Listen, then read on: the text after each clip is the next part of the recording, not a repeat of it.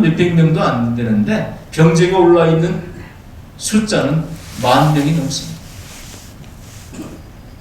포천이 산골에 있는 곳이니까 농토는 많이 생산될 수 없는 곳인데 거기에 먹을 거지들은 너무나 많은 거죠. 굶주리고 다니는 사람이 너무나 많습니다.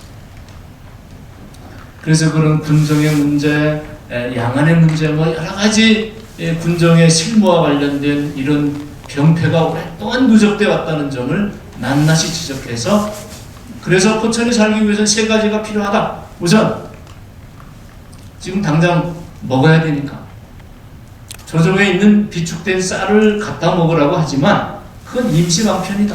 근본 대책이 될 수 없다. 그때도 조정 대신하고 분배 논쟁이 벌어져요. 우리 토정은 어떻게 주장하느냐면 정부에 있는 곡식을 나눠주는 건 한계가 있기 때문에 근본 대책이 될 수 없다. 생업을 만들고 백성들이 길을 열어갈 수 있는 그러한 대책을 조정은 세워줘야 한다. 그래서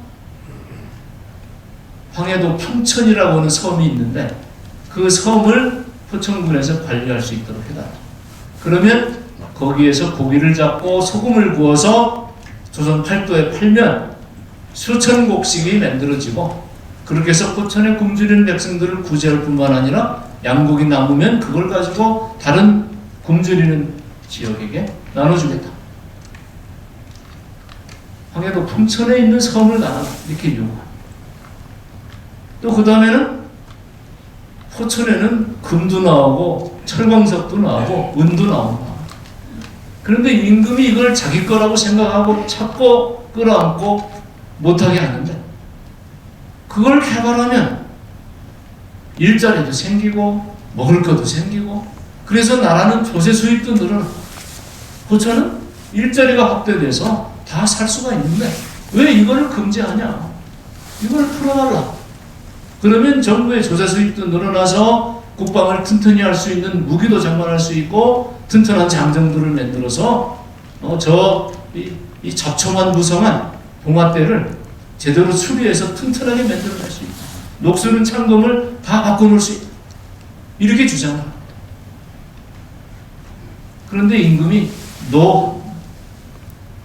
안 돼. 왜? 금캐가지고 이게 내 거라고 생각했는데 그거를 백성들이 캐게 한다면 자기 게 없어진다고 생각합니다. 그러니까 도정은 그 설득을 높이기 위해서 여러 예를 듭니다. 중국에 주로 고사를 인용을 하시는데 제가 봐도 부구절제는 맞습니다.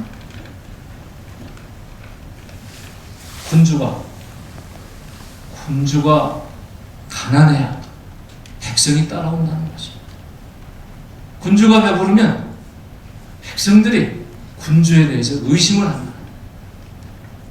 그래서 전투에 나가면 어떻게 몸을 사려서 도망칠 궁리를 하게 된다는 거죠. 그러나 군주가 백성들에게 더 먹을 걸 내놓고 백성을 위해서 일을 하게 된다면 자기 가정과 집을 지키기 위해서 총검을 들고 싸운다는 거죠. 그러면서 무서운 얘기를 합니다. 지금 이 조선사회는 병이 곪을 대로 곪아서 곧 쓰러진다. 위태한 상태다.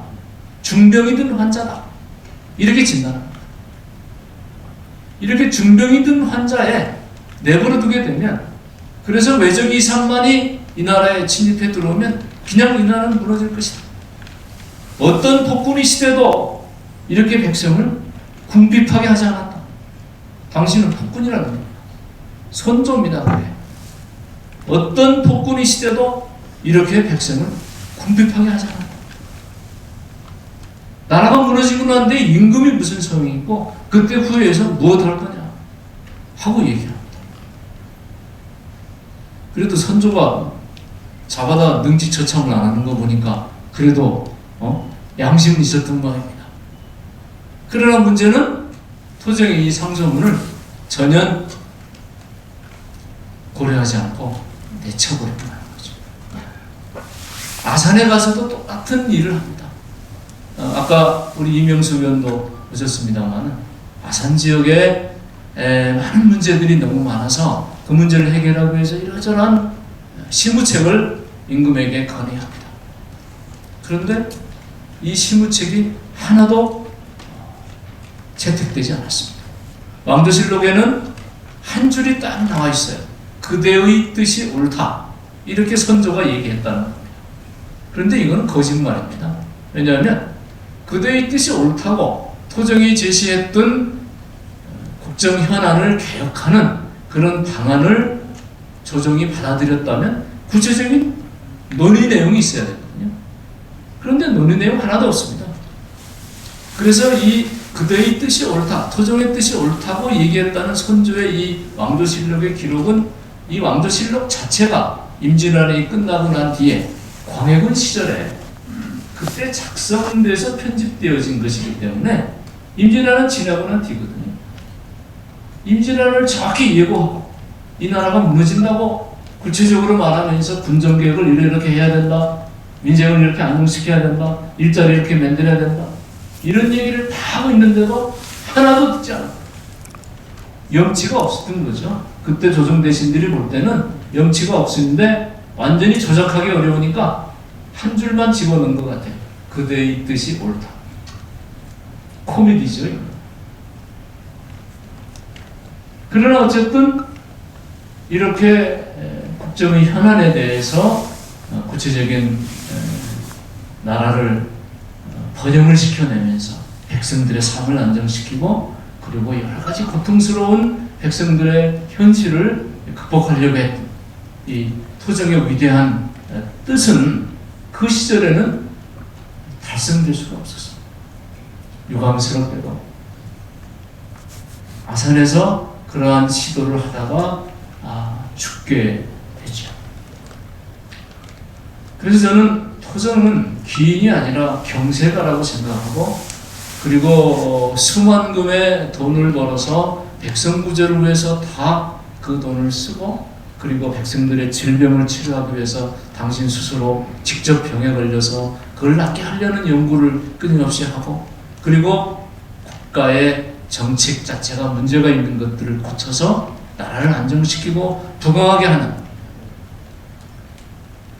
그런 꿈을 꾸었던 그런 인물이라는 거예요.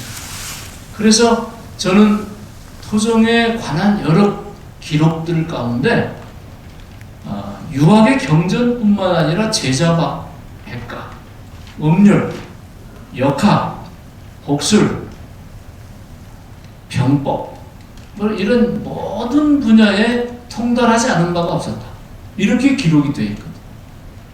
그래서 이제 그 시절에 도대체 어떤 책들이 유통이 되고 어떤 책들을 공부하고 또 그걸 집중적으로 주된 관심을 갖고 하셨는지 이런 것을 이제 본격적으로 분석을 해야 되는데 시간이 없어서 사실은 그때 이런 책들이 많이 읽혀졌다. 한국사에 이런 책이 중국으로부터 수입됐다. 이런 정도만 제가 이제 찾아내서 그래서 그런 부분을 이제 부분적으로 이렇게 복원을 좀 해서 책에 이렇게 뒷받침을 했습니다.